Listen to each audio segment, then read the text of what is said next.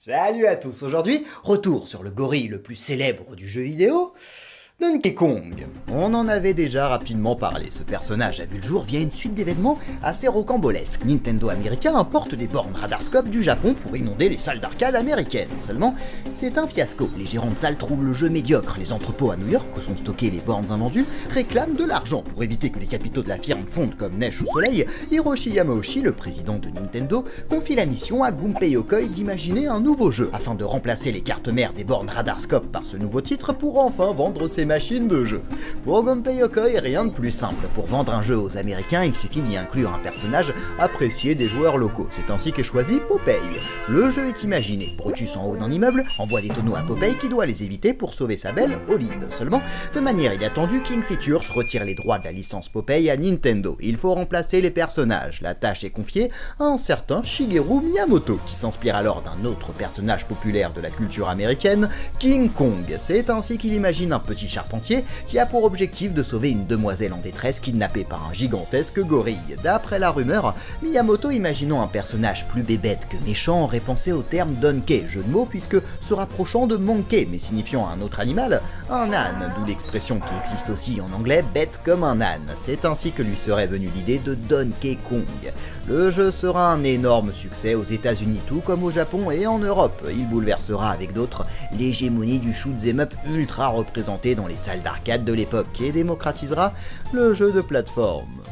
Face à ce succès, d'autres jeux vont suivre, avec des suites, des spin-offs, des titres musicaux, des Game & Watch, enfin, toute une ribambelle de jeux en tout genre.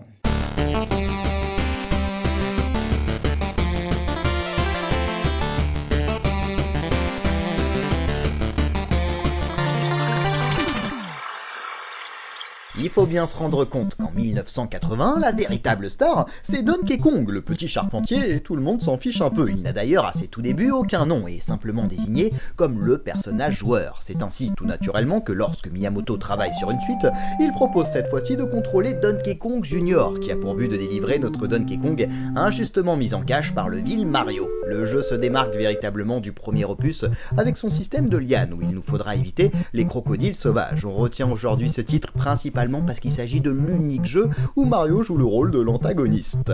Donkey Kong 3 sera assez étonnant, alors que Gunpei Yokoi et Miyamoto étaient parvenus à proposer autre chose dans les salles d'arcade que du shoot'em up, eh bien ils y reviennent avec ce troisième épisode. Nous y incarnons un certain Stanley, un des insectiseurs, qui doit protéger son jardin des guêpes, chenilles et autres insectes. Bien que le gameplay soit un peu plus classique, on retrouve la patte de Miyamoto avec des animations du gorille lorsqu'il agite les ruches, très amusantes. Pour vous donner une idée, ces 3 épisodes de Donkey Kong ont été un tel succès qu'ils seront adaptés sur quasiment toutes les machines de l'époque, en passant par l'Atari, à l'Intellivision jusqu'au Commodore 64. Des Game & Watch entiers seront même consacrés avec Donkey Kong Jr., Donkey Kong 3 réadapté pour l'occasion puisqu'on peut s'y confronter avec un ami, mais aussi un Donkey Kong 2, un épisode original Donkey Kong Circus dans la gamme Panorama Screen où le but est de jongler avec des ananas en évitant les flammes, et un Donkey Kong hockey pouvant se jouer à 2, se rapprochant du concept d'un Pong. La NES ne sera certainement pas orpheline du gorille, nous aurons un Donkey Kong Jr. Math, où le but est de résoudre des additions, soustractions, multiplications et divisions. Un jeu donc éducatif, avec la figure emblématique du gorille, qui sera un échec. Le premier est l'un des seuls pour notre primate, c'est qu'en termes de mécanique, le jeu ne propose absolument rien. Faire la même chose avec un stylo et une feuille de papier est tout aussi passionnant. Heureusement pour leur Game Boy, Nintendo ne reproduira pas cette erreur avec Donkey Kong, aussi simplement que ça. Une simple adaptation du premier jeu d'arcade, mais tout à fait réussi. Il s'agit d'un jeu d'aventure composé de petits niveaux où le but est de récupérer une clé pour ouvrir une porte et poursuivre la chasse aux gorilles. Ces niveaux mêlent ingénieusement plateforme et réflexion, étant pensés pour chacun d'entre eux comme un véritable petit puzzle. D'ailleurs, Mario a tout un tas de nouveaux mouvements, comme un saut retourné, la possibilité de marcher sur les mains, de soulever et lancer des objets. Les boss représentent toujours un duel face à Donkey Kong où le but est invariablement de parvenir jusqu'à lui, mais représentant à chaque affrontement une nouvelle approche. Donkey Kong fait partie des meilleurs jeux de la console monochrome de Nintendo. Eh bien, Donkey Kong ne s'essouffle pas une seconde. En même temps, ça s'explique peut-être, je sais pas si vous vous en êtes fait la remarque, mais de tous les jeux qu'on a vus jusqu'ici, on ne contrôle pas une seule fois le gorille. Au meilleur des cas, on joue son gamin, mais Donkey Kong reste cloîtré à son rôle d'antagoniste, et pourtant, les jeux où il apparaît sont à son nom, pour bien dire qu'il reste malgré tout un personnage emblématique, bien plus du moins à cette époque que Bowser, qui lui n'a pas le droit, Super Bowser World. Mais cela ne va pas rester ainsi. Rare, une firme anglaise créée par les frères Tim et Chris Stamper, développe de petits jeux pour le ZX Spectrum, puis pour la NES. Ils vont alors connaître leur premier grand succès avec des jeux comme Slalom, Snake Rattle and Roll ou encore Battletoads. Pour être à la pointe de la technologie, ils investissent, début des années 90, dans une station de travail Silicon Graphics, celle-là même qui a servi aux effets spéciaux de Jurassic Park. Nintendo, impressionné, investit une part de son capital dans la société. Rare réclame en échange la possibilité de créer un jeu autour d'un personnage culte de la firme. Nintendo leur accorde les droits de l'un d'entre eux, à la fois cultissime et en même temps assez en retrait, puisqu'aucun jeu ne permettant de le contrôler n'existe, en excluant les Game & Watch. Rare se lance donc dans le développement. Miyamoto s'empresse de transmettre par fax des croquis de ce à quoi devrait ressembler le personnage. Les frères Stumper et Kevin Bayliss, responsables du design du titre, ne sont pas vraiment convaincus par ce look très cartoon. Avec leur station Silicon Graphics, ils peuvent modéliser des personnages en 3D puis les convertir en série d'images 2D. Ils souhaitent donc en profiter pour conférer au personnage un aspect plus réaliste. En résultera la forme que nous lui connaissons aujourd'hui. Je ne peux pas m'empêcher de vous transmettre une citation de Kevin Bayliss que j'ai lue dans l'article consacré au jeu dans Pixel Love numéro 29. Il y explique: Je n'ai en fait rencontré Miyamoto que des années plus tard. Nous n'avons alors pas évoqué Donkey Kong, mais il s'est montré très amical et semblait être une personne très heureuse. J'espère en tout cas ne pas avoir ruiné son idée originale. Aujourd'hui, ça me fait sourire de voir tous ces produits avec Donkey Kong mis en avant et que le personnage soit encore pratiquement identique à celui à qui j'avais redonné une jeunesse. C'est suffisant pour moi. Je me dis que j'ai dû faire quelque chose de bien. En effet, ce sera le nouvel aspect officiel de Donkey Kong. La dernière fois on l'apercevra avec son design cartoon, ce sera dans Super Mario Kart. Et Donkey Kong Country bluffera la presse et le public. Les centaines de sprites dessinés attribuent une fluidité de mouvement saisissante. C'est simple, à l'époque, on a presque la sensation de se trouver face à un film d'animation. Et pour la première fois, on joue enfin Donkey Kong. Souhaitant se différencier de Mario et de son fameux champignon qui laisse le droit à l'erreur, Rare imagine un second personnage, Diddy Kong. Et ainsi, lorsque l'on est touché, c'est l'autre qui prend le relais. Les niveaux foisonnent d'idées originales, les tonneaux propulseurs deviendront un leitmotiv de la série. Les musiques de David Wise sont unanimement saluées, particulièrement l'ambiance aquatique qui reste l'une des plus grandes musiques du jeu vidéo. Donkey Kong Country est un monument qui sera suivi par 2 autres épisodes dans lesquels nous ne pourrons malheureusement jouer avec Donkey Kong puisqu'il s'y est fait kidnapper par K. Rool, laissant la place à Dixie puis à Kiddy. Pour Donkey Kong, c'est une véritable révolution. Non seulement le personnage a changé de forme, mais surtout il a enfin le droit à sa propre aventure, ce qui lui donne une nouvelle impulsion. Après avoir époustouflé les joueurs sur la console de salon de Nintendo, Rare en fera de même avec la Game Boy, en parvenant cette fois-ci à amener la petite machine monochrome vers ses derniers retranchements. Même si effectivement, niveau jouabilité, les 6 boutons de la Super NES manquent très clairement. Les limitations techniques se font aussi ressentir. Par exemple, un seul singe apparaît à l'écran, et l'absence de couleur peut nuire par moments à la lisibilité.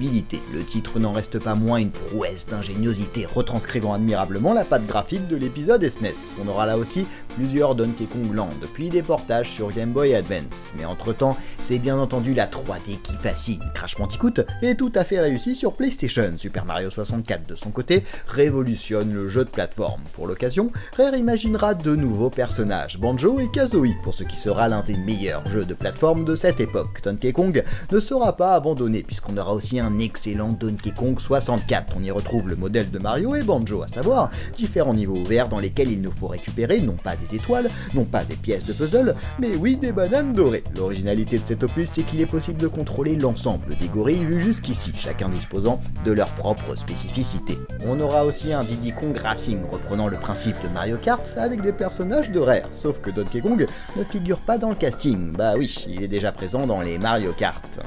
Mais l'épisode Super NES est bien loin. Donkey Kong paraît vieillissant face à tout un tas de nouveaux personnages plus matures, reléguant au second plan les mascottes animalières. Et les choses ne vont pas aller en s'arrangeant, puisque Rare est racheté par Microsoft, et vous vous doutez bien que nous ne verrons pas de Donkey Kong sur Xbox, le personnage appartenant à Nintendo. Et Rare, qui était parvenu de la plus belle des manières à faire de Donkey Kong un personnage emblématique, est contraint de faire ses adieux à son gorille. Est-ce le début de la fin de la carrière du primate ? Pas véritablement, vous savez, Nintendo a toujours tout un tas de concepts de jeux originaux, et pour ceci, ils n'hésitent pas à y intégrer leurs personnages secondaires. Un Donkey Kong est bel et bien annoncé pour la Nintendo GameCube, et cela donnera Donkey Konga, qui se joue à l'aide d'un périphérique représentant des congas, des sortes de tambours. Vous connaissez le principe, suivre la partition en rythme en tapant sur le conga adéquat ou dans ses mains. Entre amis, le jeu est à mourir de rire, mais c'est vrai que seul, l'ennui pointe assez vite le bout de son nez. C'est ainsi que Nintendo imagine une suite. Donkey Kong Jungle Beat, un jeu de plateforme où on déplace son personnage avec les congas. Plus on tape vite, plus le personnage se déplace rapidement. Tapez sur le conga de droite pour se déplacer vers la droite, gauche pour la gauche, les deux pour sauter, et on tape dans les mains pour frapper. Alors rien d'absolument extraordinaire, mais l'ensemble donne un jeu rafraîchissant et franchement amusant. Sur console portable, on retrouve le concept de l'épisode Game Boy, c'est-à-dire une série de niveaux axés davantage sur la réflexion que sur la plateforme. Mais une petite subtilité y a été ajoutée, il nous faut parvenir à sauver tout un tas de petits Mario. Ces Mario vs Donkey Kong donneront naissance à toute une série de jeux qu'on retrouvera sur Nintendo DS et même 3DS. Pour finir, nous aurons Donkey Kong of Swing sur GBA puis Donkey Kong Jungle Climber sur DS, deux jeux pour le moins originaux. Les niveaux sont remplis de pitons avec lesquels notre gorille peut s'agripper. Le bouton R pour la main droite, L pour la gauche, les deux pour les deux. À chaque prise, une petite impulsion permet de progresser. Les niveaux sont donc pensés comme de véritables parcours d'escalade, arborant un level design très vertical, deux jeux de plateforme originaux et sympathiques. Mais oui, force est de constater que Donkey Kong est relégué au jeu quelque peu prototype, permettant de diversifier et enrichir l'offre des consoles Nintendo. Pourtant, en 2010, soit 11 années après le dernier véritable épisode Donkey Kong 64, Retro Studios et Nintendo développent un jeu avec le gorille prévu pour la Wii. Il s'agira de Donkey Kong Country Returns, rappelant très clairement les premiers épisodes sur Super NES, avec un retour à la 2D. Oui, le titre est un véritable hommage à Donkey Kong Country, tout en étant ancré dans son époque, avec des niveaux à l'esthétique très originale, pouvant se dérouler sur plusieurs plans, et la possibilité de jouer avec un ami simultanément. Ce sera un retour triomphal du gorille, même si, personnellement, je considère le second épisode sur Wii U, Donkey Kong Tropical Freeze, plus abouti. Donkey Kong a connu une carrière pour le moins surprenante. Imaginé au départ comme simple antagoniste, c'est bien le rôle qui lui sera assigné pendant plus d'une dizaine d'années. Il faudra attendre 1994 et l'arrivée de Rare pour qu'enfin le personnage ait le droit à sa propre aventure. Et quelle aventure qui plus est. Il s'agira assez simplement d'un des meilleurs jeux de la console, un hit qui restera à jamais gravé dans la mémoire des joueurs. Mais voilà, Rare est contraint de se séparer de Nintendo et le personnage perd en quelque sorte ses parents adoptifs. Il se résignera alors à jouer les têtes d'affiche dans de petits jeux aux concepts originaux, mais bien loin de ses grandes aventures. Seulement, notre gorille est tenace, et en 2010, puis en 2014, il reviendra de façon triomphale dans deux superbes jeux, concluant une magnifique carrière. Concluant, enfin, je m'avance un peu, rien n'est dit que sur Switch, nous n'ayons pas le droit à un nouveau Donkey Kong. S'il est de la même qualité que ses derniers épisodes, je pense qu'on sera tous preneurs. En tout cas, on lui souhaite le meilleur, et quant à moi, je vous donne rendez-vous la semaine prochaine pour un nouvel épisode de Rétro Découverte. Salut à tous!